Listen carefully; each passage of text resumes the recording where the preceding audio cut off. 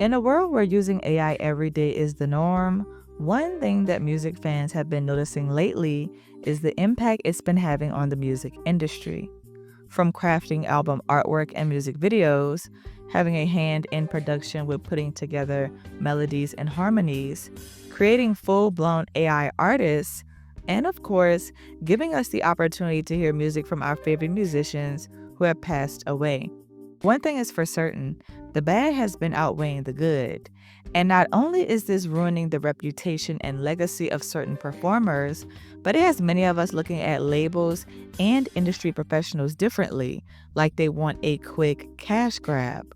So, with the release of Aaliyah's newest track, Gone, featuring Tank, I want to discuss how discernment has completely gone out of the window when it comes to the legacy of the late artist we adore, and how it unfortunately has been replaced with watered down singles, bad music videos, and AI generated music that lacks quality, depth, and soul. Because Gone is giving AI, not Aaliyah. Let's talk about it. But first, welcome to the channel. Hey, hi, was Ann with it. I'm C, and I do rap and pop culture commentary. So if you're into that, subscribe and hit the like button. One of the most beloved late artists that R&B fans and music listeners overall still adore is Aaliyah. Whether you see someone rocking a highly popularized t-shirt of the R&B songstress, find yourself reminiscing while listening to one of her classic tracks, or hear an acquaintance talking sweetly about her in a modern day interview, she's just one of those fallen angels that we simply can't get enough of. She's baby girl, the princess of R&B, which is why it has always been so interesting to me that her posthumous music and legacy has been handled so poorly over the past couple of years, especially by those close to her. How can we forget that terrible Lifetime TV biographical film that was talked about by everyone, both fans and her family? Or the fact that we have been waiting for her next studio album to drop for years, with her family and label constantly saying that the project is coming soon, as they allow rappers and R&B singers to use her vocals on singles that they know will be a success. But while her most recent track, Gone, featuring Tank, has garnered much attention, it's for all of the wrong reasons. Back in May of this year, it was announced that Aaliyah's estate would be dropping a new track written by the late Static Major, featuring Tank, with production by Sean Garrett and Azul Winter. Tank even popped into the comments on the blogs saying this would include original vocals when someone asked if it would be giving AI. So you can imagine how amped up everyone was. The only catch is the track was only available exclusively through her label Blackground's app, Blackstream AI. The irony of that name and the interface, having AI tools like being able to face swap with celebrities and strictly having images of Aaliyah on the App Store. Not only did you have to download the app to listen, but you had to pay for a streaming subscription. As one could imagine, it probably seemed like the perfect recipe for a fresh cash grab from her label. If this is the only way to access Aaliyah's new music, surely it will get tons of downloads and subs from her fans and make them some money. But you know the fans weren't having it with the app or the track, because before the song dropped, people were in the comments complaining, asking why couldn't they just purchase the track or stream it on their preferred device instead of forcing this new subscription. But the biggest question that everyone had was if this track would rely heavily on AI, similar to her previous song Poison with The Weeknd, which dropped back in 2021. And am I the only one that totally forgot about this song? It was not one to catch my attention or even get a replay. And now that I'm listening to it all over again, I see why. While I think this track sounds the most like old Aaliyah songs, with her signature smooth, gentle, and airy tone, from the beginning of the song, it sounds heavily filtered through AI. This simply wasn't good enough for an official release, and neither was Gone with Tank. After the May release of this Gone track on the app, Blackground released it on streaming platforms months later on August 1st. And this time, it included visuals, which were clearly AI generated. Tank is giving us BET Sita's world realness, while memories and music videos of our girl Aaliyah flash in the background. It's almost like they cartoonified him purposely to get through a loophole of not actually showing him. A real video version of him reminiscing on the good times with Aaliyah and her artistry would have been great for maybe a snippet or teaser visual, but this is just odd. If this terrible 2D music video wasn't enough to turn people off, then surely it would be the fact that this feels like a Tank track featuring Aaliyah. Like, what's really going on? Same distorted sounding vocals from Aaliyah, but this time she noticeably sounds different. Now, many are saying that it actually just sounds like her voice may have been developing and changing a little at this point in which she recorded this. And while I can see that in the beginning of the song, at certain points it sounds like they took a reference track and told AI to spit out some vocals that sound like Aaliyah. Completely soulless, no real feel, just layered vocals with some Tank thrown on top. The reception was so bad that Tank went on social media saying that he was completely against this song, as he was supposed to approve and sign off on the final version of this track and music video. In his social media post, he says that the Aaliyah song that we are hearing featuring him was something he did out of love for her, even though he had concerns and expressed them about the track, vocals, mix, and the visuals. What we see today is not at all what he agreed to. And I gotta say, I would feel a way if they dropped this 2D, funny looking version of me too.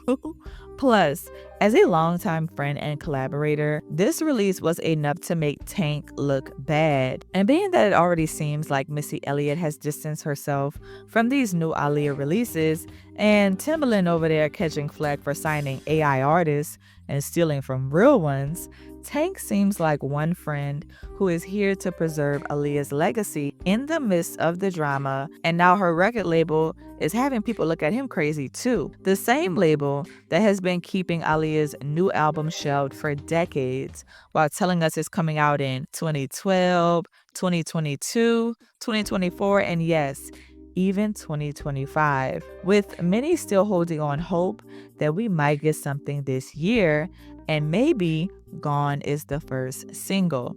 In December of last year, producer Azul Winter did an interview with the Studio Talks Events blog, discussing how he was excited to be working on Aaliyah's new posthumous album, which was set to release in 2025, saying that he curated and executive produced an entire Aaliyah album featuring some legendary collaborations that he actually didn't go into detail about. However, he did give a huge shout out to Barry Hankerson, Aaliyah's uncle, and Blackground Entertainment for trusting him with this project, as it is an honor to contribute to Aaliyah's legacy.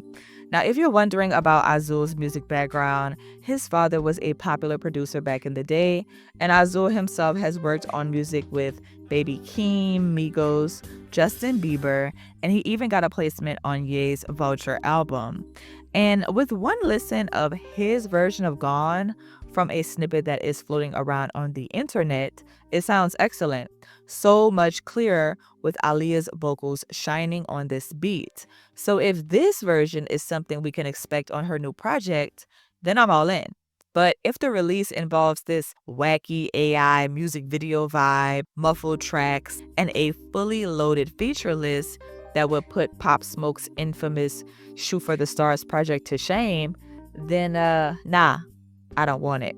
Because once I heard Aaliyah's uncle tell Big Tigger during an interview in 2021 that the album would feature Drake, Snoop Dogg, Neo, Chris Brown, The Weeknd, and Future, all while using previously unreleased vocals from before her passing, I was over it. I cannot imagine a track with Future and Aaliyah in 2025. Now, maybe if Aaliyah was living and she did more of a track like, let's say Tamar Braxton's Let Me Know, or even Wait For You like Future did with Tim's, I can see that and I'm here for that. Realistically, an Aaliyah project with Drake and Chris Brown, I I can see it. It makes sense because they both collaborated with her on tracks in the 2010s that proved to be catchy. Now, I know that people loved Don't Think They Know with Chris Brown.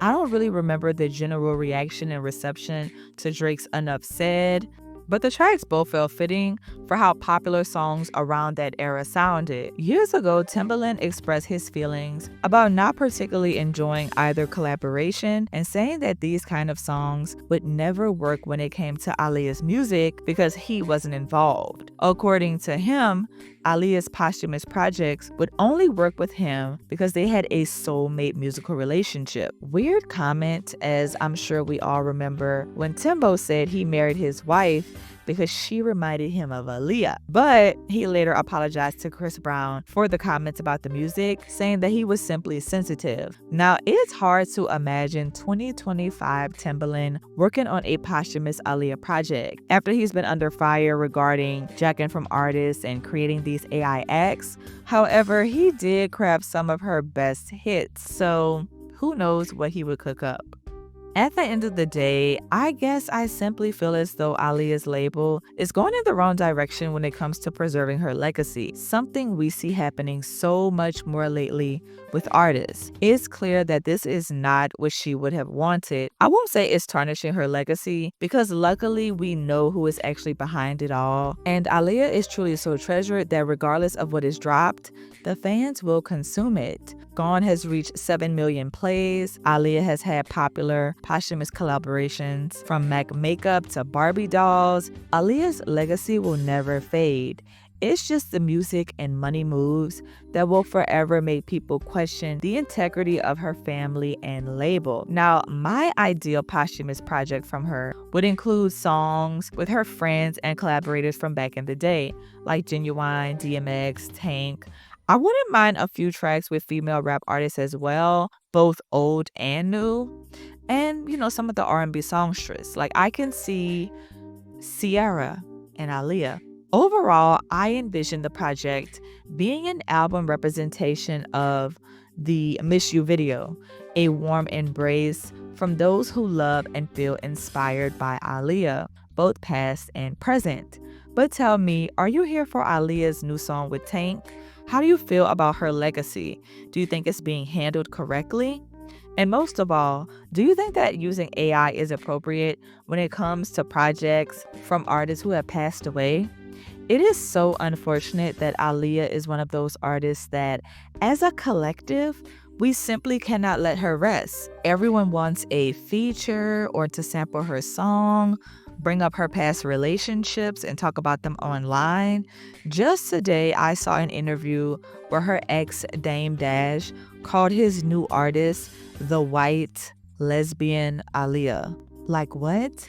Even Timbaland said years ago that Aaliyah came to him in a dream saying that Tink would be the next princess of R&B. It's too much. But let me know your thoughts in the comments.